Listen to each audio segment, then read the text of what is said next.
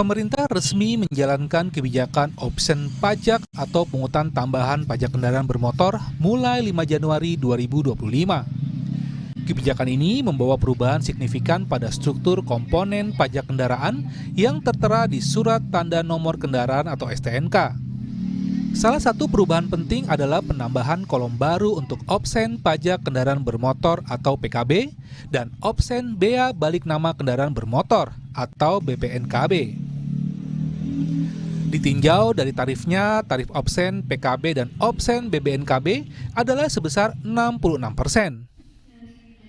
Namun aturan opsen ini tidak menambah beban wajib pajak. Walaupun objek pajak bertambah, jumlah pajak yang dibayarkan oleh masyarakat relatif tidak berubah. Opsen itu tidak jauh berbeda dengan pungutan PKB sebelumnya.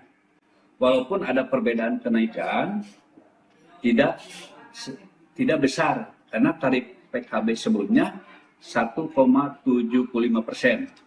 dan tarif opsen yang diberlakukan 1,8% dipotong 10% dari PKB yang akan dibayarkan. Penerapan opsen pajak kendaraan ini ditanggapi beragam.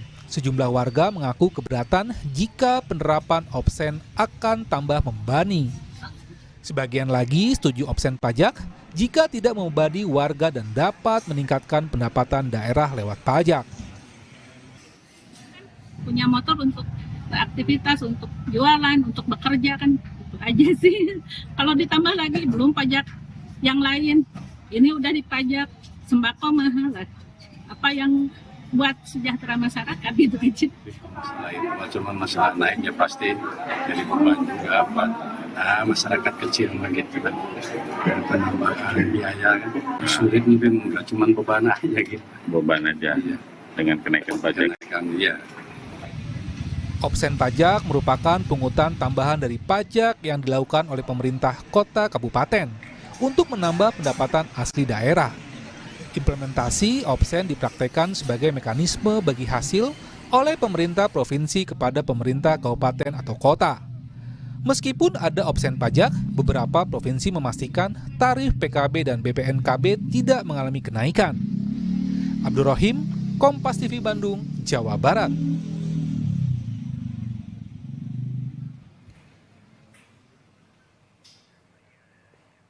Dan saudara, untuk mengetahui lebih jelas terkait penerapan opsen pajak kendaraan 2025 ini, sudah bergabung bersama Jurnal Merah Putih, Dedi Taufik, Kepala Badan Pendapatan Daerah Jawa Barat. Selamat sore, Pak Dedi.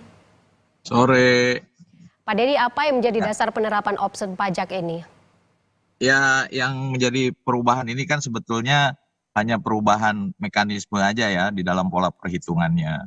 Nah, yang dulu penggunaan Undang-Undang 28 ini menggunakan pola bagi hasil, yaitu dana bagi hasil untuk kabupaten kota.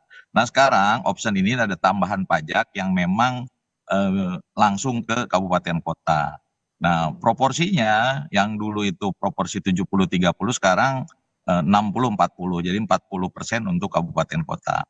Nah, kemudian juga dari pola perbedaan ini, ya, penyesuaian ini, kita sudah melakukan langkah-langkah, terutama tadi option PKB dan BBNKB, yang memang kuncinya bagaimana dalam rangka meningkatkan kapasitas fiskal daerah ya, supaya meningkat.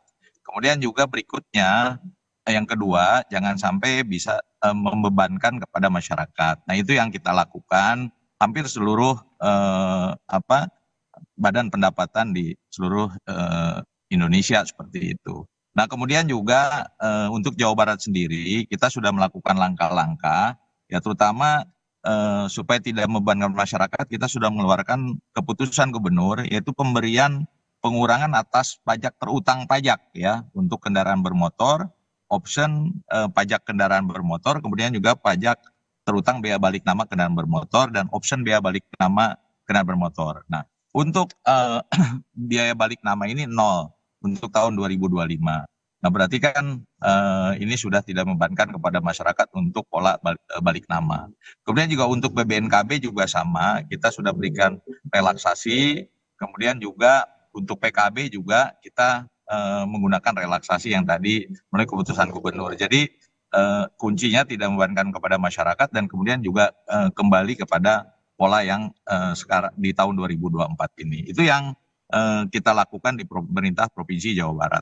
Seperti apa mekanismenya untuk option pajak kendaraan ini, Ya. Pak Dedi? Jadi option itu kalau pada tahun 2024 ya, untuk polanya itu per 1 bulan ya. 1 bulan itu begitu WP membayar pajak, nanti kita akan transfer ke kabupaten kota 1 bulan waktunya. Tapi dengan option ini, ya alhamdulillah kita harus melihat secara keseluruhan, terutama berkaitan dengan kesisteman yang ada di Samsat ya.